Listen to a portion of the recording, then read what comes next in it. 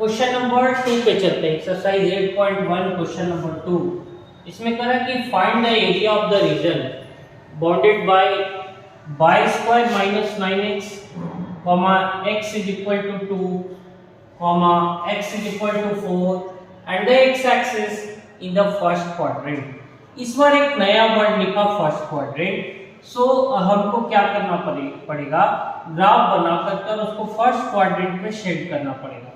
जैसे ये x y axis है, y² is equal to 9x, पहले ही बता चुके हैं कि y² is equal to 4ax parabola का फॉर्म होता है। तो हम यहाँ पे एक पैराबोला ड्रॉ कर लेते हैं। ये हो गया हमारा पैराबोला। ये पैराबोला का equation suppose y² is equal to 9x है और यहाँ पे दिया x इज इक्वल टू 2, तो यहाँ x इज इक्वल टू 2 हो गया और दिया x इज इक्वल टू 4, तो ये x इज इक्वल टू 4 भी ले लेते हैं, x इज इक्वल टू 4। अब ये बोला कि find the area bounded by the region y² is equal to 9x, x is equal to 2, x is equal to 4 and the x axis in the first quadrant. तो ये first quadrant यहाँ पे है, देखिए ये फर्स्ट क्वाड्रेंट यहाँ पे है, तो ये हमारा हो गया फर्स्ट क्वाड्रेंट। जब क्वेश्चन में ऑलरेडी बोल रखा कि फर्स्ट क्वाड्रेंट, ऐसे सिचुएशन में हम फर्स्ट क्वाड्रेंट का एरिया निकालेंगे, जिसके लिए हमको क्या करना पड़ेगा, इस y is equal to fx को इंटीग्रेट करना पड़ेगा। y is equal to fx, जैसे क्या करना पड़ता है, area bounded by the region is equal to क्या हो जाएगा, इंटीग्रेशन ऑफ बाय dx। आप जनरल लिख सकते हैं a to b lower limit to upper limit. मुझे चाहिए y, बट यहाँ पे y² is equal to 9x है, तो यहीं पे फाइंड कर लेते हैं y is equal to √9x, तो ये हो जाएगा 3√x और हम इसी को यहाँ पे पुट करेंगे, तो ये हो गया 3√x। और अपर लोअर लिमिट की बात है तो यहाँ लोअर लिमिट है 2 और अपर लिमिट है 4। अब you know very well integration कैसे फाइंड होता है। √x जो है इसको हम लिखेंगे x to the power 1/2, 2 to 4। इसका इंटीग्रेशन फाइंड करते हैं, यहाँ के बाद वापस यहाँ आ रहे हैं, तो 3, इसका इंटीग्रेशन फाइंड करने के लिए x टू द पावर 3/2 और by 3/2। ये कैसे हो जाएगा, तो इसको डिटेल्स थोड़ा बता देते हैं कैसे होगा, जो कि x to the power 1/2 plus 1 और 1/2 प्लस 1। आप ऑलरेडी फॉर्मूला जानते हैं, फॉर्मूला यहाँ पे बता दे रहे हैं, x to the power n dx का इंटीग्रेशन क्या होता है, x to the power n plus 1 होता है और y n प्लस 1 होता है। इसलिए यहाँ पे लिख रहे हैं क्योंकि जगह का थोड़ा कमी है। x to the power 1/2 plus 1, 1/2 plus 1 और 3 तो बाहर आ ही जाएगा, और इसका लोअर लिमिट 2 है और अपर लिमिट 4 है, इज इक्वल टू 3। अब ये क्या हो गया, नीचे 1/2 प्लस 1 3/2 हो जाएगा, तो इसको हम यहाँ लिख देते हैं 2/3। फिर ये हो गया आपका x टू द पावर 3/2 और इसका अपर लिमिट लोअर लिमिट पुट करेंगे तो 2 और 4 हो जाएगा। 3 से 3 कैंसिल आउट हो गया, तो यहाँ पे बच क्या गया 2 और x टू द पावर 3/2 और ये आप अपर लिमिट लोअर लिमिट यहाँ पे पुट कर देंगे, जो कि आपको है 2 और है 4। वापस यहाँ पे आते हैं 2 और ये लिमिट आप पुट करिए, तो क्या हो जाएगा 4 to the power 3/2 minus 2 to the power 3/2। अब ये जब आप कैलकुलेट करेंगे तो 2 यहाँ 4 टू द पावर 3/2 कैसे कैलकुलेट करेंगे, तो मैं आपको इतने दूर में बता देता हूँ।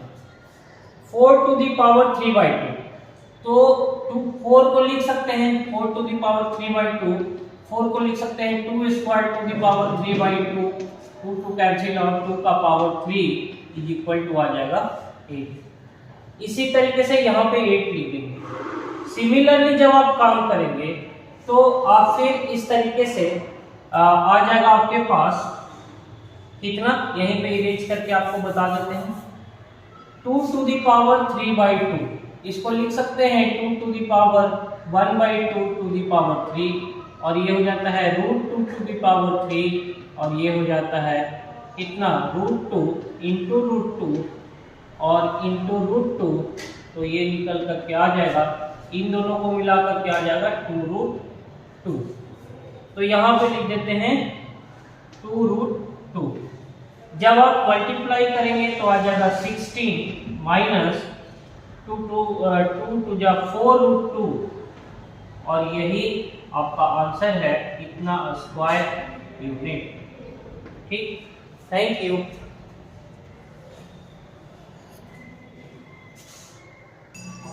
क्वेश्चन नंबर 3 देखते हैं।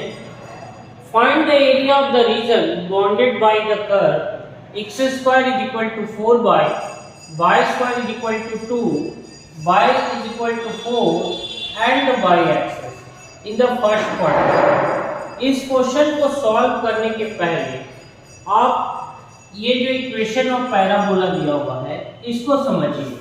देखिए इसको समझिए कि y square is equal to 4ax, ये जो इक्वेशन ऑफ पैराबोला होता है वो इस तरह से होता है। और अगर हम बात करें x square is equal to 4ay, तो ये जो इक्वेशन ऑफ पैराबोला होता है वो इस तरह से। तो इस बार जो हम ग्राफ ड्रॉ करेंगे x square is equal to 4y, वो अपवर्ड पैराबोला होगा। तो हम यहीं से स्टार्ट करते हैं। ये हमारा ग्राफ है, ये इस टाइप से हम एक पैराबोला ड्रॉ कर देते हैं। ये पैराबोला हमारा x square is equal to 4y का है, ये है x square is equal to 4y। अब आप देखेंगे दूसरा दिया हुआ है y is equal to 2, suppose ये 2 है तो ये हो गया y इज इक्वल टू 2। ठीक है, उसके बाद दिया हुआ है y is equal to 4, suppose this is y is equal to 4। अब ये बोल रहा है and the y axis in the first quadrant, ये फर्स्ट क्वाड्रेंट में ये दोनों और y एक्सिस, तो फर्स्ट क्वाड्रेंट तो ये हुआ, फर्स्ट क्वाड्रेंट तो इधर नहीं हुआ, तो ये वाले रीजन को हम क्या कर देते हैं शेडेड पार्ट बना देते हैं। ये रीजन हमारा शेडेड पार्ट हो गया। इसी का हमको क्या करना है, बाउंडेड एरिया निकालना है। तो कैसे स्टार्ट करेंगे, area bounded by the curve BOU and DED, bounded by the curve CURV is equal to integration of, पहले हम क्या लेते थे, तो पहले लेते थे इंटीग्रेशन ऑफ बाय dx। अब इस बार क्या करेंगे, इंटीग्रेशन ऑफ x dy लेंगे, क्योंकि जो हम लोग इंटीग्रेशन जब करते हैं तो ये ध्यान देते हैं कि किसके रेस्पेक्ट में इंटीग्रेशन होगा। तो आप देखेंगे कि y के रेस्पेक्ट में इंटीग्रेशन होगा, क्योंकि ये y के रेस्पेक्ट में इंक्रीज कर रहा है। As we increase from 2 to 4 in y axis, then the area increases. So इसको हम लोग थोड़ा सा थ्योरेटिकल पार्ट में बाद में बता देंगे, जो कि या पहले वाली वीडियो में भी आप देखेंगे तो कुछ समझ में आएगा। इसको dy पार्ट बोलेंगे, स्मॉल पार्ट को बोलते हैं dy पार्ट। सो हम ये फॉर्मूला का यूज करेंगे x dy, और जो हमारा जो होगा लिमिट वो limit y equal to 2 to y होगा, y equal to 2 to y 2 to 4 होगा, तो ये 2 टू 4 हो गया।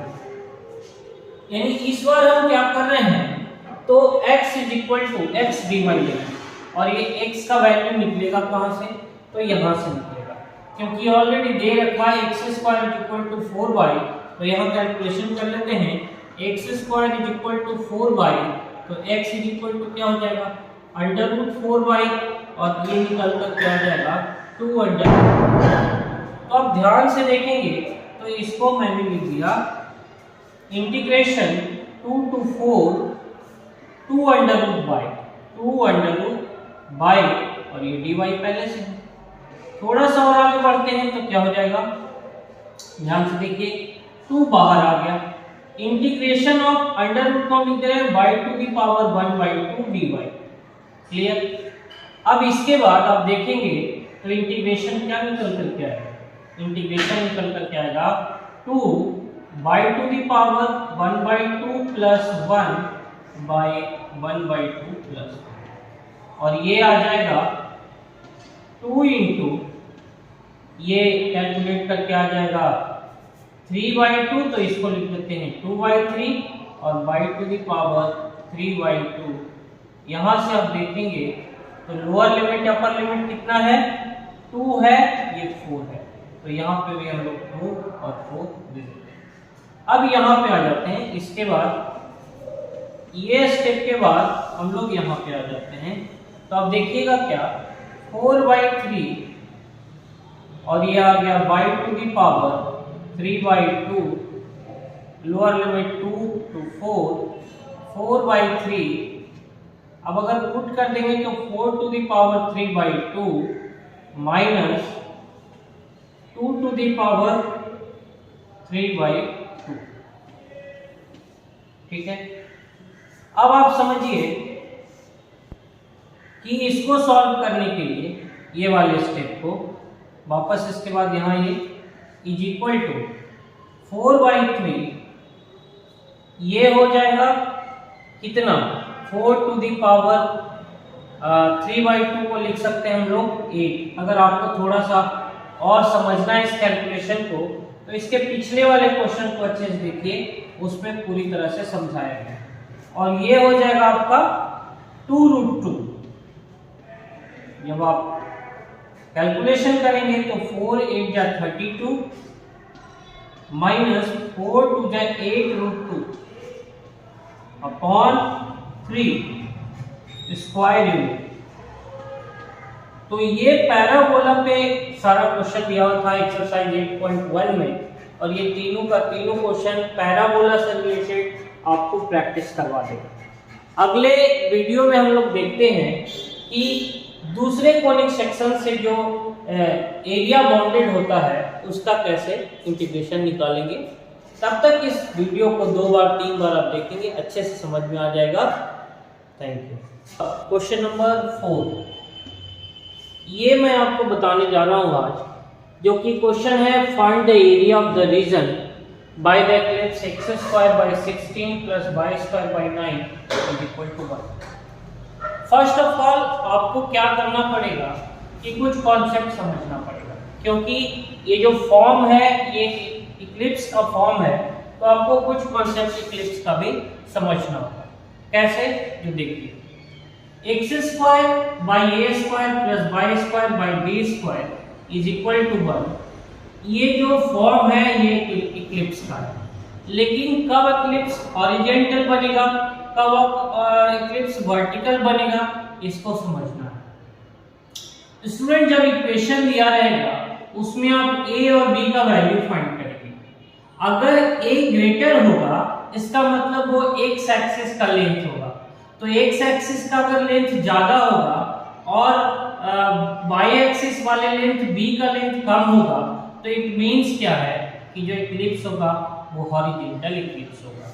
उसी तरीके से अगर y एक्सिस वाले लेंथ जो b है वो ज्यादा होगा और a कम होगा यानी स्मॉल होगा, b ग्रेटर होगा, देन जो इक्लिप्स होगा वो अलोंग द y एक्सिस होगा।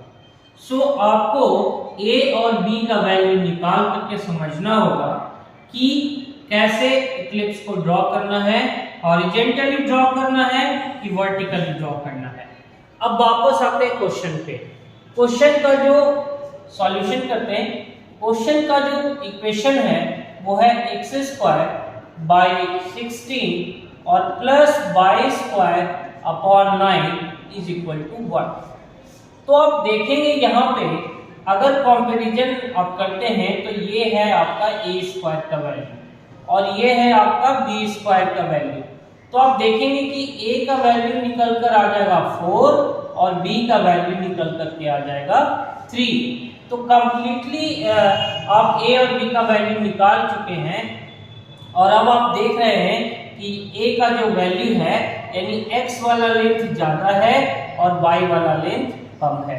इस तरीके से आप देखेंगे कि एक्स में ज्यादा एक्स वाला जो है लेंथ ज्यादा होगा तो हम हॉरिजॉन्टल इक्लिप्स ड्रॉ करेंगे। ये देखिए एक हॉरिजॉन्टल इक्लिप्स हमने ड्रॉ कर दिया। अब एक बात बताइए, ये जो ए का वैल्यू होता है वो ये होता है यानी यहाँ से यहाँ तक 4 है, तो आप कह देंगे कि यहाँ से यहाँ तक 4 है और यहाँ से यहाँ तक बी का वैल्यू है तो आप बोल देंगे कि यहाँ से यहाँ तक 3 है। क्योंकि इसमें 4 क्वाड्रेंट है, आपको टोटल का बाउंडेड एरिया निकालना है, टोटल का बाउंडेड एरिया निकालना है। तो आप क्या करेंगे कि एक बाउंडेड एरिया जो फर्स्ट क्वाड्रेंट में है उसको निकाल कर 4 से मल्टीप्लाई कर देंगे तो आपको सारे रीजन का एरिया फाइंड हो जाएगा। पहली बात तो ये। दूसरी बात ये है कि फॉर्मूला कौन सा यूज करेंगे इंटीग्रेशन का, तो 2 फॉर्मूला यूज करते हैं। एक तो integration of by dx use करते हैं और एक integration of x d y use करते हैं। तो जो लिमिट, लोअर लिमिट और अपर लिमिट जो यूज करेंगे उसी के अकॉर्डिंग फॉर्मूला यूज होगा। जैसे सपोज हम 0 to 4 लिमिट लेना चाहते हैं, तब इसका ये मतलब है कि हम जो स्मॉलेस्ट पार्ट ले रहे हैं वो x के अराउंड ले रहे हैं। इट मीन्स हम ये फॉर्मूला dx वाला लेंगे क्योंकि इसी को dx कहा जाता है। उसी तरीके से अगर हम ऐसे करके लेते तो जो लिमिट होता वो 0 to ये हो गया आपका y इक्वल टू ये 0 to 3 लिया जाता। तो फिलहाल अभी हम ये वाला फॉर्मूला यूज करेंगे जिसमें y का जरूरत होगा। तो हम क्या करेंगे, यहाँ से पहले y का वैल्यू निकालेंगे। तो आप देखिए क्वेश्चन में दिया हुआ है x²/16 plus y²/9 is equal to 1।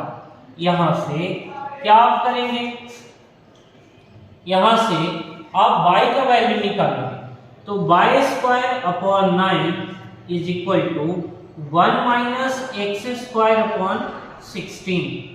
इसके बाद आप नेक्स्ट ये वाला, तो आप देखेंगे कि y²/9 is equal to 16 minus x²/16। इस तरीके से y² is equal to 9/16, 16 minus x² हो गया। अगर आप इसका स्क्वायर हटाएंगे तो y is equal to √9/16, 16 minus x²। अब सॉल्यूशन हम यहां से कर रहे हैं, ये सॉल्यूशन यहां से कर रहे हैं, ये वाला सॉल्यूशन यहां से कर रहे हैं। अब देखिए y is equal to 3/4 √16 minus x² हो गया। ठीक है, अब हम वापस ये फॉर्मूला यूज कर लेंगे। ये फॉर्मूला क्या है, area bounded by region, area direct हम लिखते हैं, उतना पूरा नहीं लिख रहे हैं, is equal to integration of y dx। और ये जो लिमिट है a टू b, इसको कैसे लिख देंगे, इंटीग्रेशन y का वैल्यू ये है, y थोड़ा छोटा छोटा लिखते हैं, y का वैल्यू ये है 3/4 √16 माइनस x², और ये हो गया आपका dx। और लिमिट क्या लेंगे, लिमिट लेंगे 0 to 4, क्योंकि dx लिए हैं x के रेस्पेक्ट में तो लिमिट 0 to 4 होगा, तो ये हो गया 0 to 4।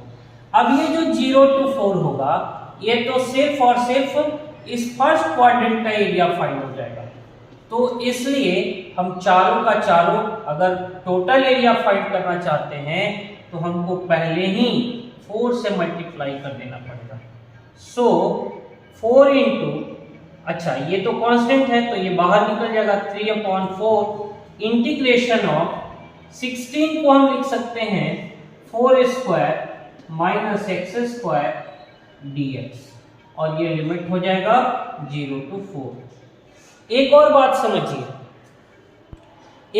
समझिए कि हमारा जो ये लिमिट है 0 to 4 है, इसका इंटीग्रेशन कैसे फाइंड होता है। इसके लिए मैंने यहाँ फॉर्मूला लिख रखा है, integration a square minus x square dx is equal to x/2 under root x को a square minus x square यानी x/2 और पूरा का पूरा function plus a square by 2 sine inverse x/a। इसका मतलब है कि इसका ये तो 4 कैंसिल आउट हो गया तो 3।